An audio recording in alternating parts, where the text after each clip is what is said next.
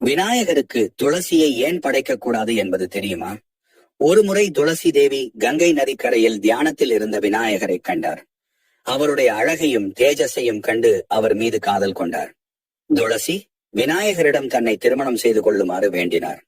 ஆனால் விநாயகர் அவர் பிரம்மச்சரிய விரதம் பூண்டிருப்பதாக கூறி துளசியின் வேண்டுகோளை மறுத்துவிட்டார்.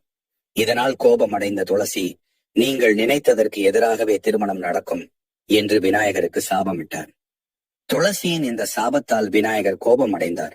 அவரும் துளசியை நோக்கி, நீ ஒரு அசுரனைத்தான் திருமணம் செய்து கொள்வாய், பின்னர் ஒரு செடியாக மாறுவாய் என்று சாபமிட்டார். தன் தவறை உணர்ந்த துளசி விநாயகரிடம் மன்னிப்பு கேட்டார். துளசியின் வருத்தத்தை கண்ட விநாயகர் மனமிறங்கினார். அவர், நீ புனிதமான துளசி செடியாக மறுபிறப்பை எடுப்பாய், உன்னை தாங்கும் பக்தர்களுக்கு நீ நன்மை செய்வாய். ஆனால் என்னிடமிருந்து நீ எப்போதும் விலகி இருப்பாய், என்னை உன்னால் பூஜிக்க முடியாது என்று வரமளித்தார். இந்த கதையின்படி துளசி பின்னர் ஜலந்தரன் என்ற அசுரனை மணந்தான். அவன் சிவபெருமானால் வதம் செய்யப்பட்ட பிறகு துளசி விநாயகர் கூறியது போலவே புனிதமான துளசி செடியாக மாறினார். இந்த காரணத்தாலேயே விநாயகர் பூஜையில் துளசி இலைகளை பயன்படுத்துவதில்லை.